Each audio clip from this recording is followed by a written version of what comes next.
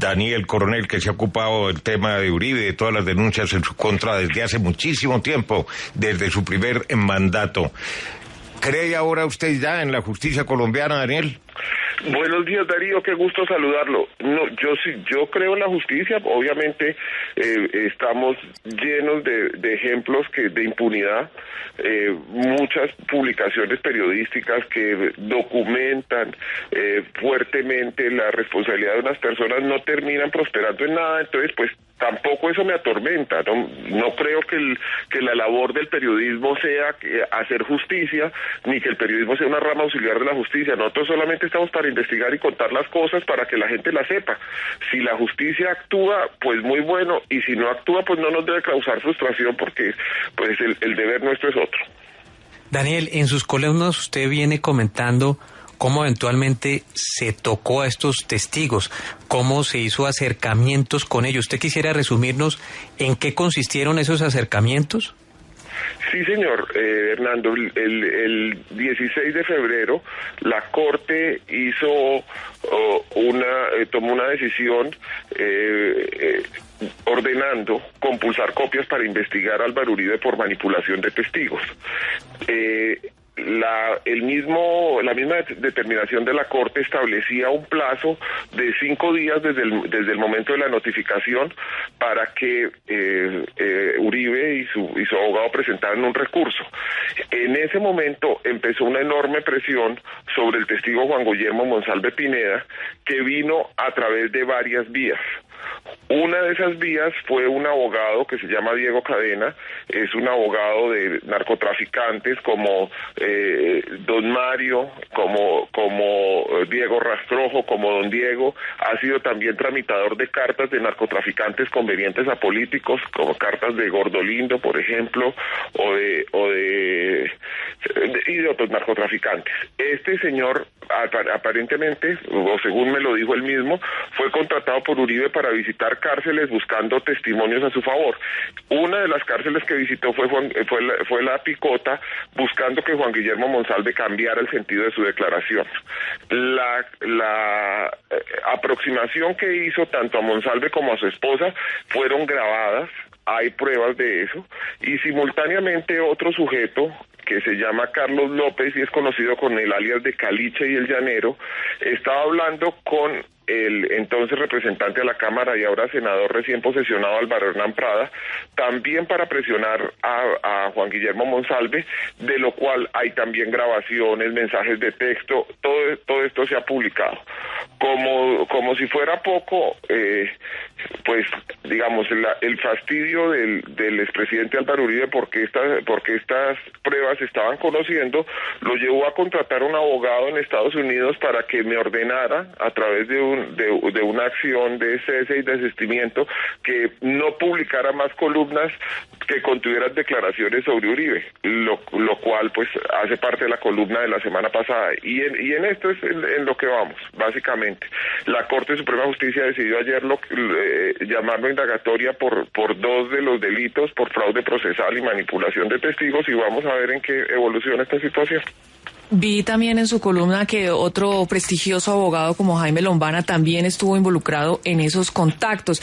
Y ahora, lo que dice la Corte Suprema de Justicia y por lo que llama indagatoria a Álvaro Uribe es porque para la Corte hay pruebas suficientes de que Uribe sabía de todas estas gestiones. Es decir, que él no puede decir en algún momento que esto fue a mis espaldas, que fueron iniciativas de estas personas por su cuenta, sino que Uribe, hay chats que comprueban que él sí sabía de todo lo que estaban haciendo el señor Cadena, el señor Prada y el señor Lombana. El señor Caliche, lo de Jaime Lombana admite una discusión, Darcy.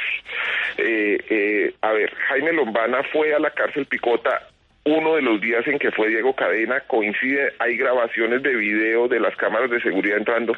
Por cierto, una parte del sistema de seguridad milagrosamente se desactivó en el momento en que convenía, pero por fortuna y gracias a la cooperación judicial con Estados Unidos, no era ese el único dispositivo que estaba grabando, sino también existía otra derivación de esa grabación, por lo cual la prueba no se perdió.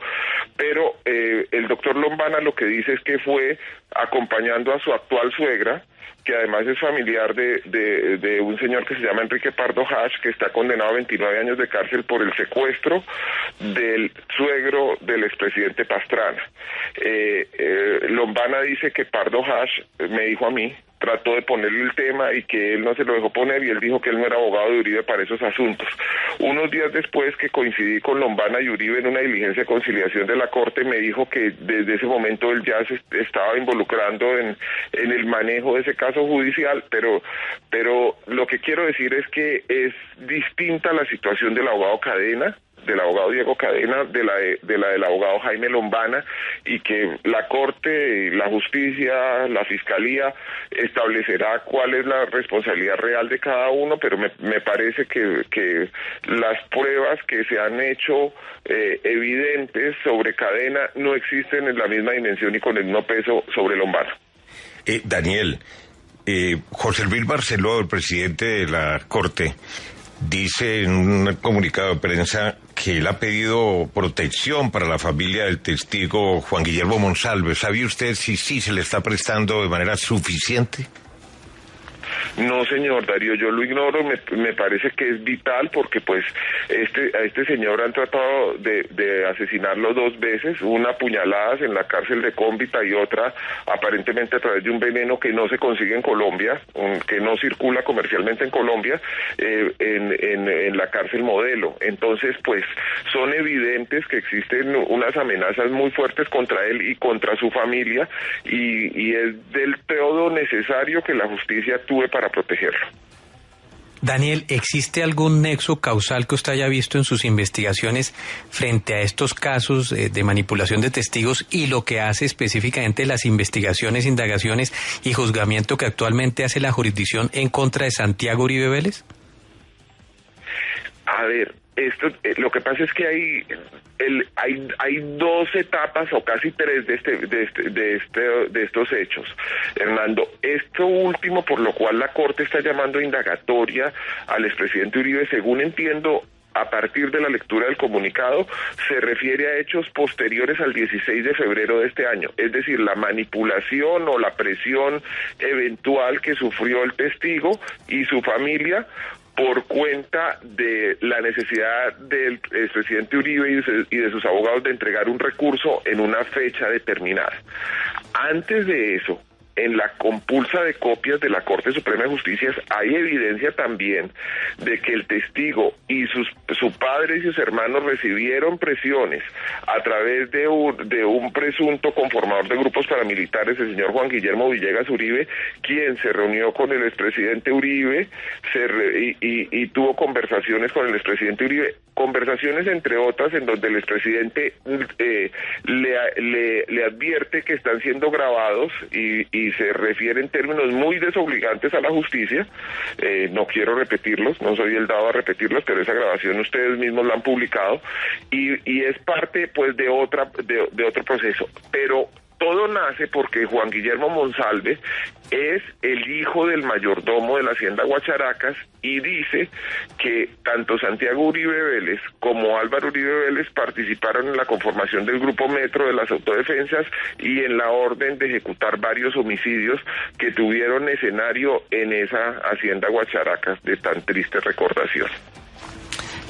Todo parece indicar, Daniel, que el tema va a pasar a manos de la Fiscalía, que la Corte Suprema de Justicia va a decir que no tiene la competencia para investigarlo más. ¿Usted confía en la Fiscalía y en, digamos, la importancia que le dé a este proceso? A este y a los otros.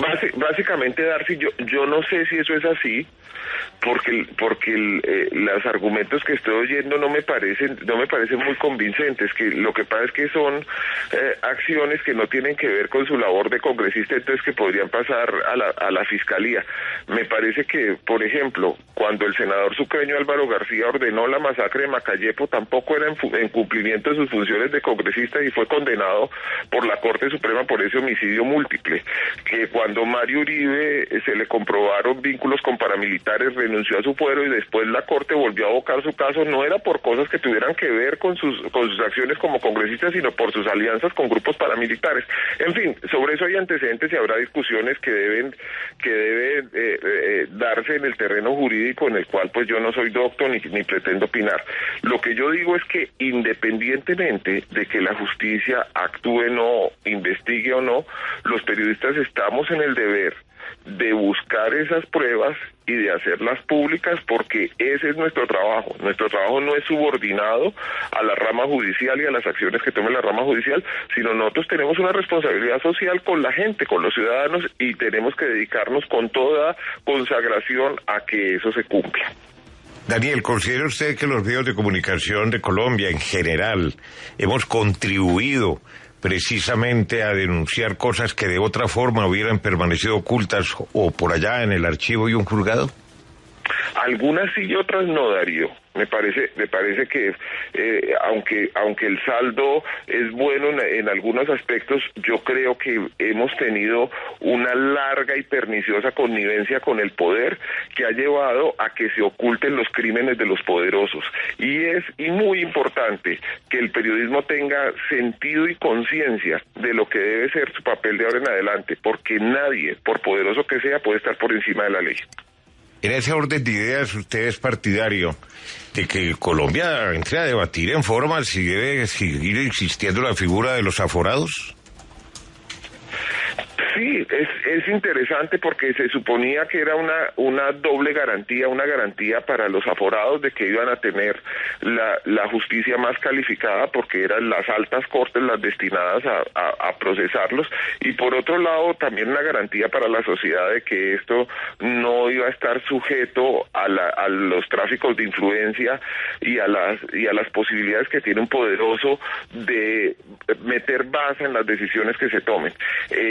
Vamos a ver qué sucede con la reforma a la justicia. De momento no soy optimista frente a lo que ha anunciado Álvaro Uribe por boca del presidente electo Iván Duque, con el propósito de eliminar cortes, y precisamente la corte que lo está investigando, quizás para tener un escenario más cómodo donde debatir sus conductas.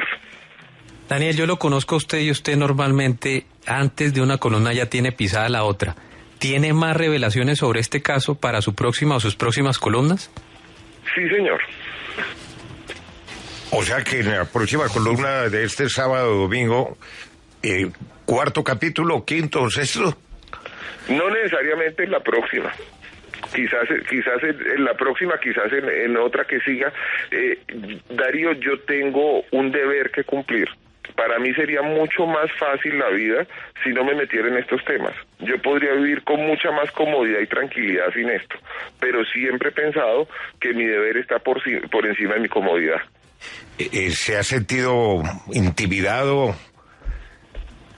Pues claro, me he sentido intimidado, amenazado, mi familia ha sufrido esto, he puesto en riesgo mi seguridad, mi tranquilidad, mi estabilidad económica, mi estabilidad laboral, he sufrido persecuciones en Colombia y fuera de Colombia, y está documentado más allá de cualquier opinión, porque hay funcionarios condenados por eso, que durante el gobierno Uribe se ordenaron seguimientos ilegales en mi contra, entre otras cosas con el propósito de establecer cuáles eran mis fuentes de información. No tengo ninguna duda de que esos seguimientos y esas hostilizaciones continúan en este momento, y que, por ejemplo, ellos saben muy bien que mi fuente no es la Corte Suprema de Justicia. Hombre, ¿cuántos procesos tiene en su contra el expresidente Uribe registrados? No sé, en la Corte Suprema tiene 22, pero no sé los que existen en la Comisión de Acusaciones y en otras instancias de la justicia, pero en la Corte Suprema tiene 22, hice la evaluación hace poquito y tengo el registro con el número de procesos y el magistrado que lo tiene a cargo. Daniel, ¿cómo vio el pronunciamiento que hizo el presidente electo Iván Duque, rodeando al senador Álvaro Uribe en las horas de la noche de ayer? Pues me parece que se quedó corto en su deber institucional de respaldar la independencia de la rama judicial y de asegurarse que esas investigaciones se van a cumplir sin importar la independencia, sin importar la influencia que tiene su mentor en el ámbito nacional. Creo que el presidente electo Duque tiende todavía a portarse como candidato y a veces, como lo hemos visto en otros episodios, tiende a olvidar que está obligado por el peso de su investidura a comportarse de otra manera.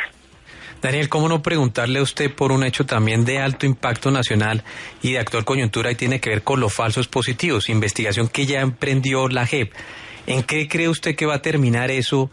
¿Cuáles son sus expectativas sobre esa investigación y quiénes cree que van a estar involucrados? No, yo pienso que lo más importante de ese proceso, Hernando, es determinar que no fueron unos hechos aislados, que no fueron las consecuencias de la actuación de unas manzanas podridas, sino que existió una política sistemática de body count, de acumular bajas para buscar ascensos, para buscar ventajas económicas y ventajas institucionales también para unos militares, y que es importante que se sepa no solamente lo que ocurrió dentro de la cadena de mando militar, sino sobre todo dentro de las decisiones políticas que llevaron a que ese tipo de crímenes fueran posibles. Es que espanta realmente.